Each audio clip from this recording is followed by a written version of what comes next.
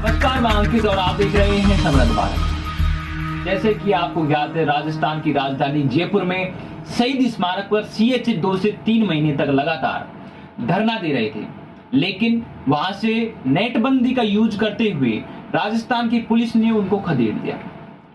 और अब सीएचए की हालत ये हो चुकी है कि वो गार्डनों में, होटलों में और रूमों में भटकते फिर रहे हैं। इसी को लेकर हमारे साथ युवा पत्रकार उन्मित मित्तल जुड़ चुके हैं, तो उनसे जानना चाहेंगे कुछ सवाल।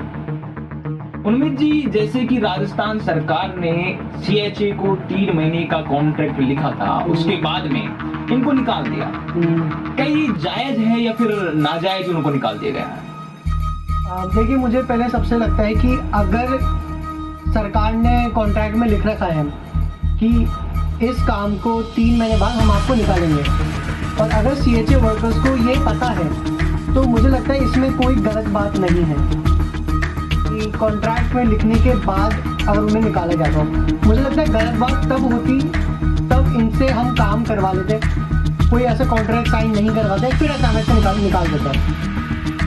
लेकिन मैं कहीं ना कहीं ये मानता हूँ कि सीएचए वर्कर्स को पूरा हक है अपनी आवाज़ रखने का, उनके साथ जो भी हो रहा है। और अगर सरकार, जैसे कि आपने बताया, नेट बंदी का यूज़ करते हैं उन्हें नुकसान पहुंचा रही है, तो मेरा सवाल ये है कि सरकार को किसने ये राइट दिया कि सीएचए वर्कर्स का वो अधिकार छीने? हमारे कॉन्स्टिट्यूशन का मेन एक अधिकार है फ्रीडम टू स्पीच, और मुझे नहीं लगता कि गवर्नमेंट के पास भी इतनी पावर है कि वो एक आम आदमी का फ्रीडम ऑफ स्पीच राइट हटा दे या फिर उनसे छीन ले।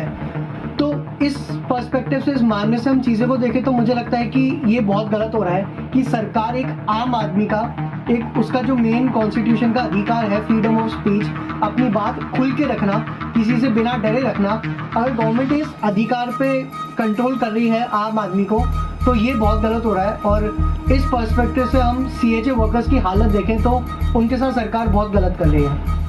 देखो, सीएचए का कहना ये है कि कॉन्ट्रैक्ट लिखा है, हमको पता है, लेकिन उनका कहना ये है कि कोरोना के दौरान विपरीत परिस्थिति में पूरे विश्व में जिस प्रकार की हालत से आप उससे वाकिफ हैं, तो उन्होंने जैसे कि कोरोना डोज लगाई, और जैसे कि अगर कोरोना में डेथ हुए तो उनका दाह संस्कार भी उन्होंने किया।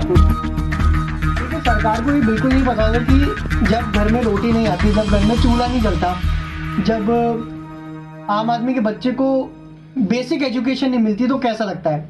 सरकार कभी इस दृष्टिकोण से नहीं देख रही। तो और ये सिर्फ एक आम आदमी को ही पता है कि ऐसे माहौल में, ऐसे टाइम में ज़िंदगी काटना कितना मुश्किल हो जाता है। तो अगर गवर्नमेंट, अगर सरकार बार बार सीएचए वर्कर्स को टालती रह रही है, बोलती रह रही है कि आपका काम चल रहा है, होगा, तो एक सीएचए वर्कर प्रोटेस्ट नहीं करे तो क्या करे? वो अपनी आवाज़ उठाए नहीं तो क्या करे? और उसमें भी आप एक सीएचए वर्कर का अधिकार छीन रहे हो, फ्रीडम ऑफ स्पीच का। तो मुझे यहाँ सरकार का कुछ समझ में नहीं आता कि ना ही वो कोई अपडेट दे रही है कि क्या होना चाहिए, क्या होगा, उनके प्रोसीजर में कहाँ दिक्कत आ रही है, उनके साथ फ्यूचर में क्या कर रही है सरकार, क्या सोच रही है। और यही सरकार उनका फ्रीडम ऑफ स्पीच भी छीन रही है जब सीएचए वर्कर्स अपनी खुद की डिमांड कर रहे हैं कि हमारी सिचुएशन इम्प्रूव करो। तो मुझे लगता है ये सरकार की कहीं ना कहीं माल प्रैक्टिसेस है, कहीं ना कहीं कुछ गड़बड़ चल रही है, या फिर ये इस सिचुएशन को कंप्लीट इग्नोर कर रही है, या फिर ये सीएचए वर्कर्स को दबाना चाहती है, कंप्लीटली इनकी आवाज़ दबा के पूरा मुद्दा ही ख़त्म करना चाहती है। तो इस मामले में मैं समझता हूँ सरकार कहीं ना कहीं बहुत पीछे है, सरकार बहुत कहीं ना कहीं गंदा काम कर रही है। और अगर मामला ऐसा ही चलता रहा तो मुझे लगता है कि सीएचए वर्कर्स की डिमांड दोहराएगी, प्रोटेस्ट भारत के हर पार्ट्स में और बढ़ेंगे। तो मेन बात यह है, सरकार कब तक इस इशू को दबाएगी, कब तक इस इशू को छुपा के रखेगी। कभी ना कभी तो ये इशू फट के आएगा ही, और जब फट के आएगा तो हम सबको पता है क्या रियलिटी होगी। हो सकता है दंगे और होने लग जाए, हो सकता है इंफ्रास्ट्रक्चर, जो पब्लिक इंफ्रास्ट्रक्चर है, उन पर सीएचए वर्कर्स हमला कर जाए। तो सरकार जितना जल्द से जल्द इस पर्टिकुलर इशू पे काम करेगी, और सबसे महत्वपूर्ण बात, जल्द से जल्द ये अपडेट करेगी काम क्या चल रहा है, उनको काम क्या मिलने वाला है।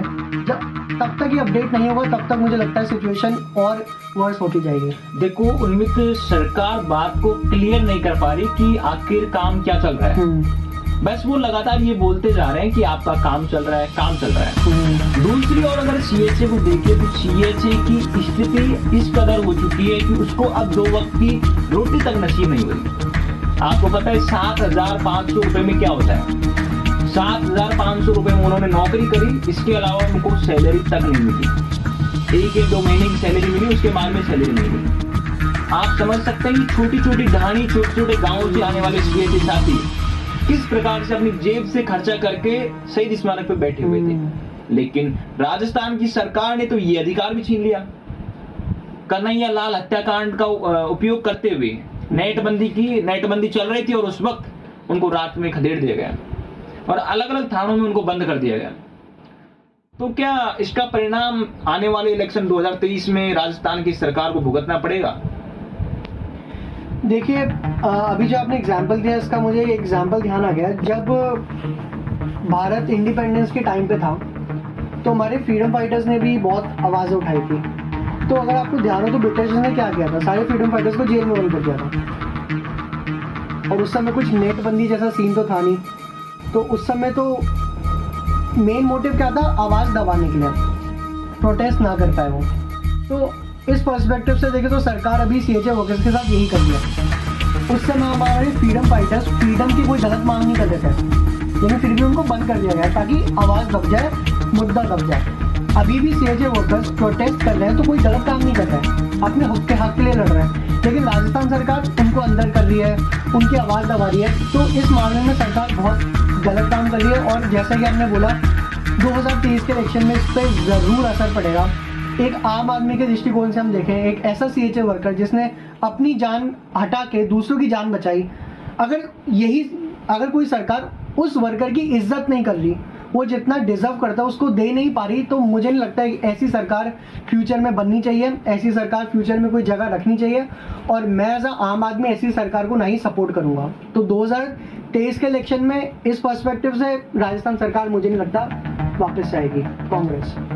सीएचए कोविड हेल्थ असिस्टेंट जो कि काफी टाइम से धरना दे रहे हैं, उनके बारे में आपको क्या कहना है कि वो धैर्य कब तक रखे, ये समय सीमा कब तक रखे, कब तक बढ़ाए, कब तक मिले, क्या कहना है आपका? देखिए, जैसे सरकार उन्हें टाल के रख रही है बिना कोई रीजन के, बिना कोई अपडेट के, तो मुझे लगता है कि वो टाइम बहुत नियर है, पास है, जहाँ पे सीएचए वर्कर्स प्रोटेस्ट पे और आगे बढ़ जाएंगे। और मुझे इस बात से कोई शौक नहीं होगा कि अगर ये प्रोटेस्ट तोड़ाताड़ी में कन्वर्ट हो गया तो, क्योंकि इसमें हम जब सीएचए वर्कर्स को ब्लेम नहीं कर सकते, यार तुम क्यों कर रहे हो सब, इसमें ब्लेम सरकार ही होगी। इतने टाइम तक आप एक आम आदमी की रोटी, कपड़ा, मकान छीन रहे हो। वो जब आपसे क्वेश्चन कर रहा है, उसका हक का क्वेश्चन कर रहा है, उसको आप दबा रहे हो। आप उस सीएचए वर्कर को दबा रहे हो जिसने अपनी जान रख दी आपके सामने कोरोना टाइम पे। तो मुझे इसमें सीएचए वर्कर्स की कहीं गलती नहीं लगती। वो अपना एक हक मांग रहे हैं जो उनको पूरा अधिकार है, और as a government, as a सरकार, उनको वो हक मिलना चाहिए। उनको उन सवालों का जवाब मिलना